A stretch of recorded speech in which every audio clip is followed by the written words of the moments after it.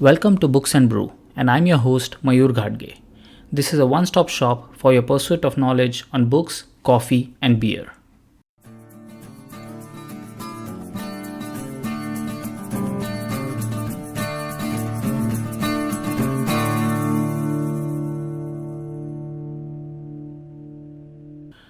Today I'll talk about Mahabharata. Yes, the great epic that is set in a region that is modern day India. There are many versions of Mahabharata, and not just from various parts of India, but also from some East Asian countries like Indonesia. This great mythological epic has had a huge impact on the current day culture and beliefs in this region.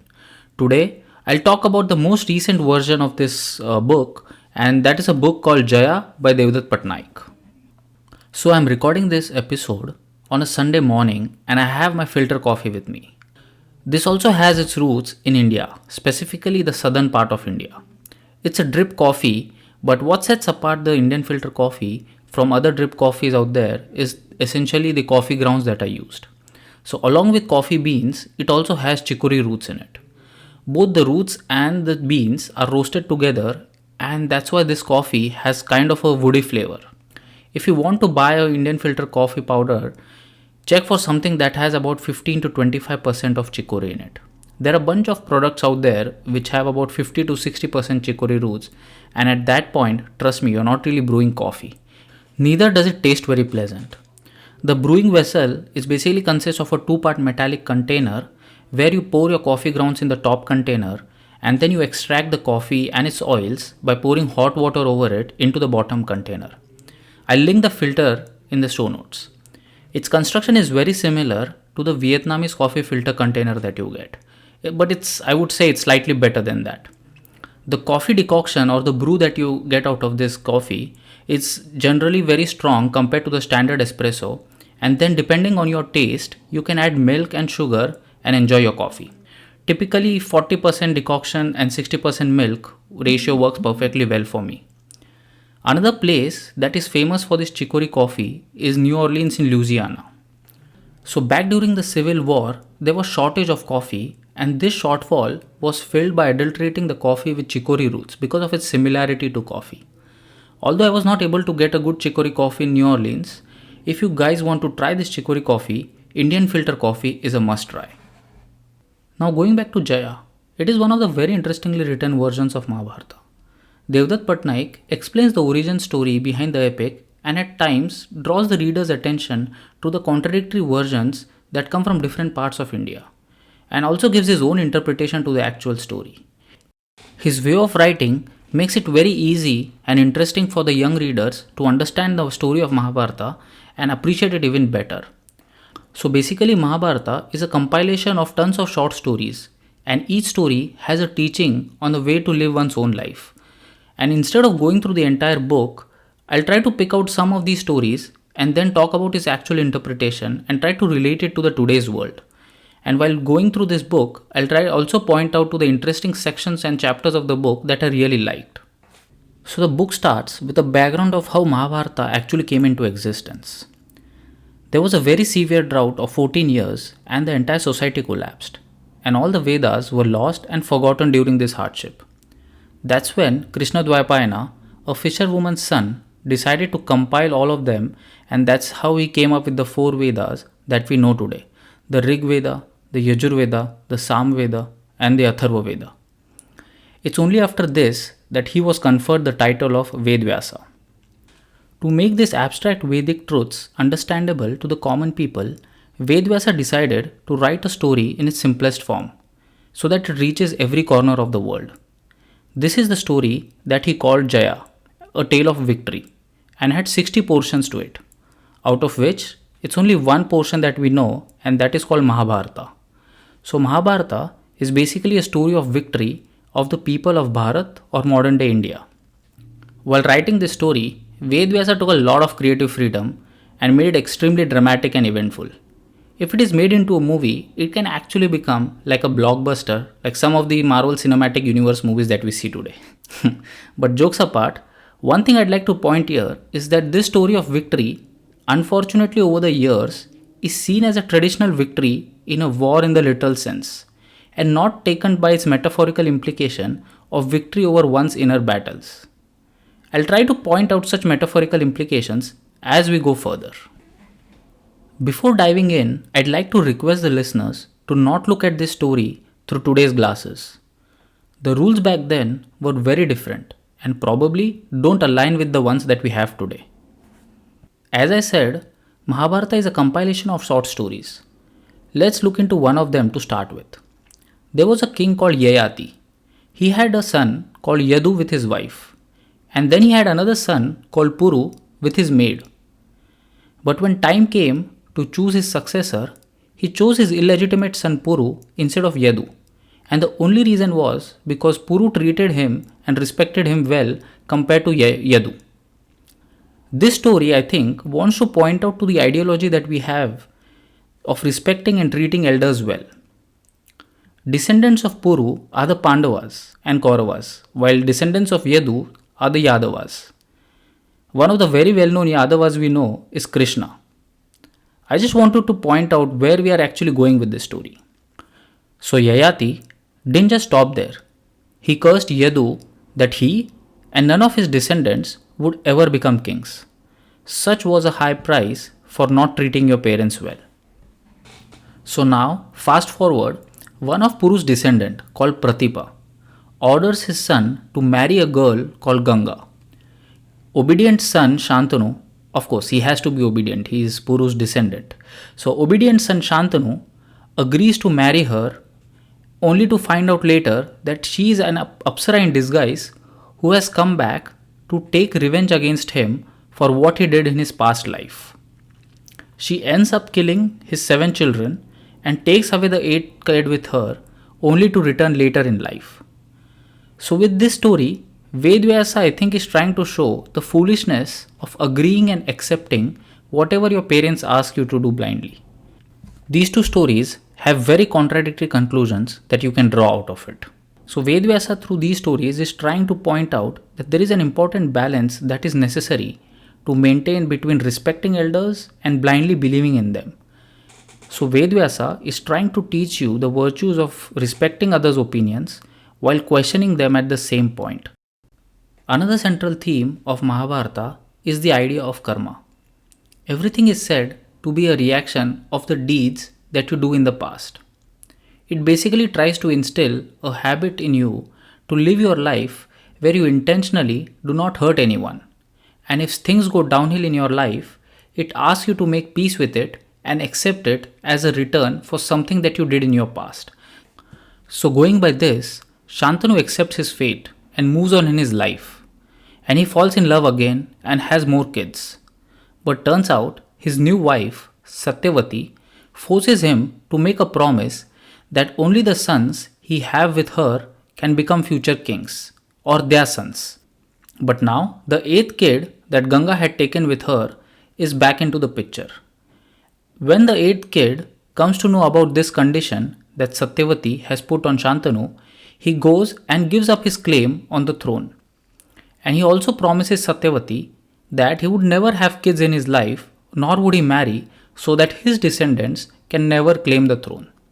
The Devas or the gods are highly impressed with the selflessness of this 8th kid, and they confer a name, Bhishma, to this kid. They give him a power to choose his own time of death. Such is the power of karma. He gave up his throne only to get something that is much bigger in his life. He could choose his own time of death. Now Satyavati has 2 kids with Shantanu. First is Chitrangada and second is Vichitravirya. Chitrangada dies without marrying, while Vichitravirya turns out to be too weak to be fit to be a king. He does get married twice, but dies before he has any kids with them. The past karma of Satyavati comes to haunt her. If you see, because of her, Bhishma had promised to not have kids or marry. But now Satyavati ends up with no sons or grandsons.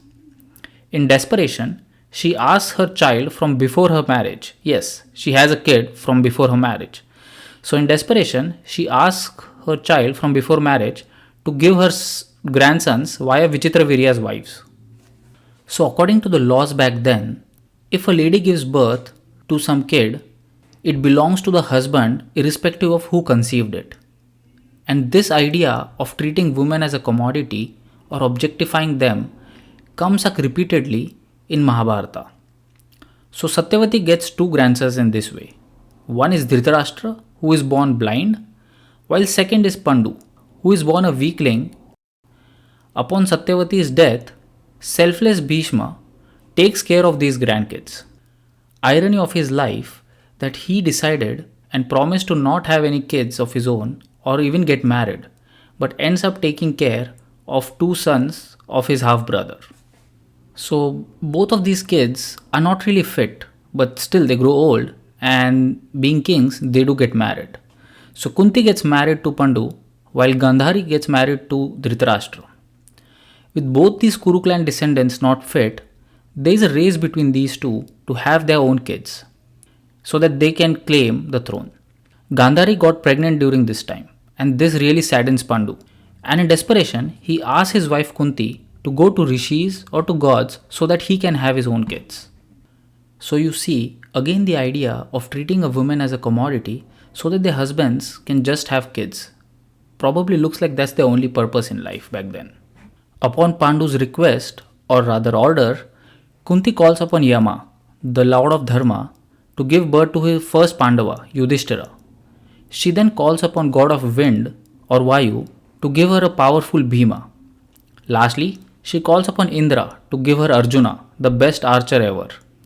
Desperate Pandu doesn't stop there. He asks her to call upon more gods, but she refuses. She cites the idea back then that if a woman has a relationship with more than 4 men, she would be kind of called a slut. Pardon the language. But that was the rules back then. So a woman could have a relation with 4 men. Pandu, out of desperation, asks her to still call gods for his other wife, so that he can have more kids now. Kunti agrees to Pandu and calls more god. And that's when the next two Pandavas come into life, Nakul and Sahadev. Nakul turns out to be the most handsome man ever, while Sahadev is the most knowledgeable man on earth. As you might agree, no rational logic can really justify how the Pandavas came into life. Even Devdutt Patnaik points out that probably there were no gods with whom Kunti had kids with.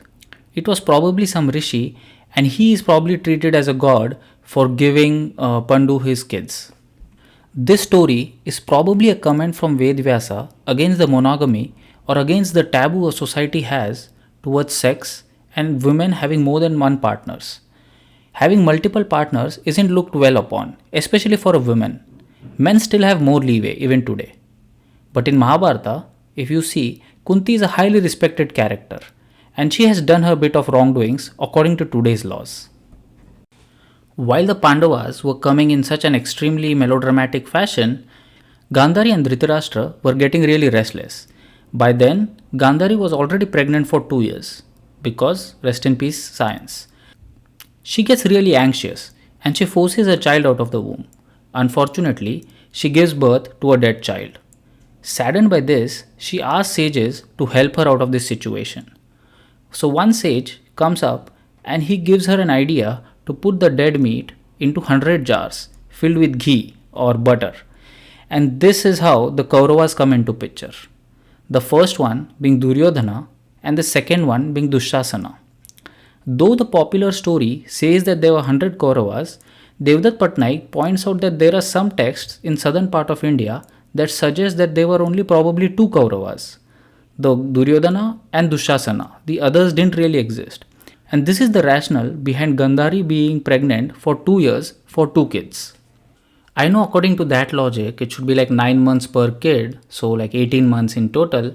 But I think we can take a little bit of liberty here. Vedvyasa took a lot, so we can take at least a little. Life goes on, and selfless Bhishma, who had raised Dhritarashtra and Pandu, also ends up raising the Kauravas and the Pandavas. And he raises them well.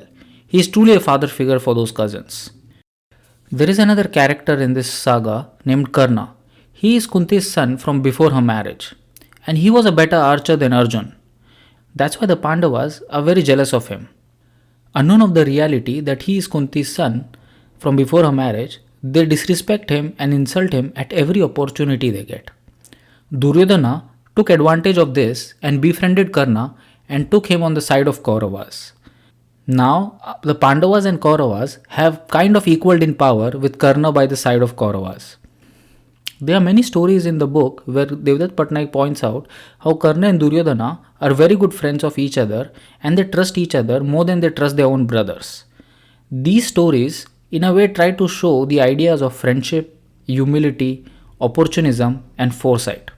The friendship which Duryodhana showed towards Karna by trusting him more than he trusts his other brothers Kauravas, the humility which the Pandavas lack, and they disrespect him and insult him just because he is not a prince and good as them.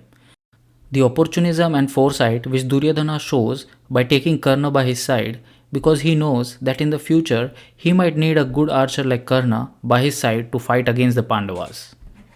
So, Mahabharata in general tries to teach all these virtues filled with the stories full of theatrics and dramatics. So, at times, unfortunately, everyone just gets lost in the dramatics and forget the main idea behind the stories. Moving on, we all know the famous Swayamvar of Draupadi, where Arjuna pierces the fish's eye and gets married to Draupadi, or rather wins Draupadi in the Swayamvar. However, when he goes and tells his mother Kunti what he has won in the Swayamvar, Kunti asks him to share his wife with his brothers. This shows the hypocrisy of Kunti. She had denied Pandu, saying that she would not want to have relationship with more than 4 men because otherwise it's not acceptable in the society, but she asked her daughter-in-law, or she asked Draupadi to do the same by marrying 5 of her sons. So the rationale Kunti has behind marrying all her sons is that she doesn't want her family to be split further. Because if all the 5 Pandavas marry different women, there was a chance that the family can be split. This idea of polyandry is still a tradition in some regions of India, and the rationale is still the same. Post marriage, the Pandavas build a kingdom for themselves called Indraprastha. This is current day South Delhi, roughly. Duryodhana is very jealous of this and he comes up with a plan with his maternal uncle Shakuni, popularly known as Shakuni Mama. Shakuni Mama and Duryodhana are very well aware of the addiction Yudhishthira has towards the game of dice, and they also know that he is not as good at it. However, Shakuni Mama is extremely good at the game of dice. So, they challenge him to a game of dice and Yudhishthira foolishly accepts it. And what happens in any addiction is what happens here. The Pandavas lose everything. They not just lose their wealth, their kingdom, but they also lose themselves and their wife Draupadi. And that's when the famous or the infamous Draupadi Chirharan happens. People take it very literally, and unfortunately, that's how it has been depicted. But I think it's just a note or a teaching for the humankind to stay away from addictions. Because if you are addicted to something, you might end up losing your entire life's worth to it. Secondly, there is a part in the story where Dushasana is disrobing Draupadi while she is begging for help to everyone in the courtyard. No one comes ahead to help her, and that's when Krishna saves her dignity with an infinitely dripping sari that comes from the other side. This is also a symbolic idea to the fact that the god of Dharma will save you when nobody else stands by you if you have done your good deeds. I'd like to reiterate again that since the entire story is so scandalously written, the popular culture has picked up only the dramatics out of it and the main metaphorical meaning has been lost. Even with such an embarrassment, the Pandavas and Draupadi are still sent on an exile for 13 years for their loss in gambling with Shakuni. With them, even some rishis decided to go in the jungle so that they can pray for them. So there is a tradition in Hindu culture where the kings give dakshina or food to the rishis who pray for them. With everything lost, Draupadi and Pandavas feel extremely terrible because they can't even feed the rishis who are praying for them. That's when Sun God comes in and he gives a magic vessel to Draupadi. And the idea behind that vessel is it will never get empty until everyone is fed. Again, this magic vessel is symbolic to the idea that you should keep on helping others and no bad will happen to you and only good will come in return. Similar to this, there are tons of small incidences that happen in the next 13 years in the life of Pandavas. And all these short stories try to impart lessons to the humankind on the virtues of forgiveness, inner peace, humility, the importance of selflessness, what role a marriage plays in your life, how should you stay away from material desires, the value of children in one's life, what is the importance of keeping your word at any cost, and also some sections on casteism. These 13 years of exile for the Pandavas and Draupadi turn out to be the true training to be the rightful kings when they return. I insist listeners to go and read these chapters on exile and hiding for sure for more details, and not just look into the dramatics of the stories but also try to see what Vyasa is trying to impart through these stories. And Devdutt Patnaik sometimes has these small sections in the middle of the chapter where he actually tries to explain what true meaning of the story can be. Upon returning from exile, there are some incidents that happen between Pandavas, Krishna, and the Kauravas, which eventually lead to the great war between the Pandavas and Kauravas in the land of Kurukshetra. I won't go into the details because they are again filled with these small anecdotal stories which you can always go back and read. Now comes one of the best chapters in the book according to me, and it's a chapter called Perspective. I do request listeners to definitely give this one a read. This chapter has Krishna decluttering Arjuna's mind with all the questions he has about the morality of the war, the material desires that is leading to this war, and the fact that he is fighting against his cousins Kauravas and Bhishma, who is like a father figure to them. This chapter by itself is another book called Bhagavad Gita. One might question the sense of timing while reading this chapter because Krishna narrates these stories to Arjuna in the middle of the war on the battleground. Again, this points to the symbolic nature of the war and not to its literal occurrence. Unfortunately, in the popular culture, what we see is just the actual literal war that happens on the land of Kurukshetra. And the worst part is, most of the movies or TV series that have come on this have not done a good job at it. Otherwise, I really believe if someone tries to do their job right, they can actually come up with a war scene that is as good as Avengers, if not better. The chapter on war is about all the stories that happened during the 18 days of the symbolic war between the Pandavas and Kauravas. And Krishna breaks all the rules he can to favor the Pandavas to win this war. At times, it feels that the Pandavas are destined to win this game, come what may. And Murphy's Law, anything and everything that has to go wrong goes wrong for the Kauravas. The war sees a death of over 1 billion people, including all the Kauravas and the stalwarts like Bhishma, Karna, Drona. One of the very interesting sections of this chapter is when Devdutt Patnaik lists down all the rules broken by the Pandavas during the course of this war. So ironically, even though the war was fought in the name of Dharma, it was not followed by the Pandavas themselves.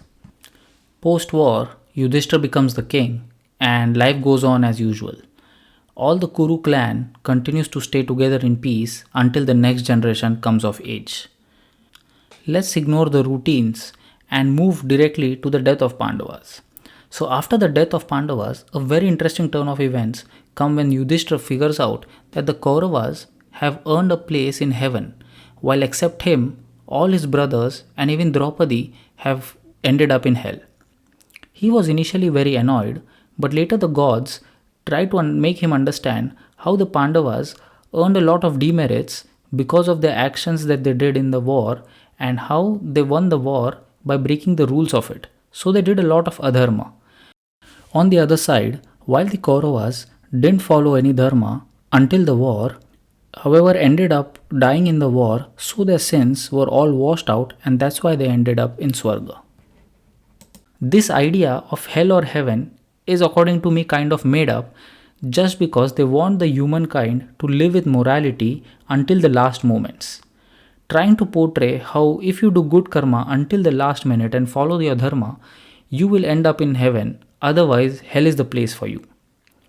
The reason I say it's made up, for that you'll have to read another book. It's a book called Death by Professor Shelley Kagan. It's a very interesting book, and the professor has scientifically tried to explain how there is no existence after death and how this idea of hell and heaven are just fictitious. So let's end this discussion on the central theme of Mahabharata, that the karma got back to Pandavas at the very end. I recommend this book to everyone, and everyone I'm sure irrespective of what type of genre you like, you will be able to get something out of this book. Although you will find many people who will try to convince you that Mahabharata is history, do not believe them. It's just a story trying to impart know how on how to live your life. Just an interjection. So, the father of Pandavas is Pandu, and in this entire episode, I have ended up calling him Pandu. But you have to agree with me. Calling him Pandu actually makes it sound very funny, isn't it? Anyways, do let me know how you found this episode, or do you have any suggestions or recommendations of any books for me? I'll definitely look at it and do it in my next episodes.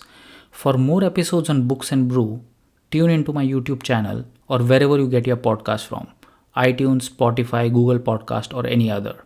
Until next episode, spread the word, keep reading, and happy listening. Damn! My coffee's over. Now I have to get another one.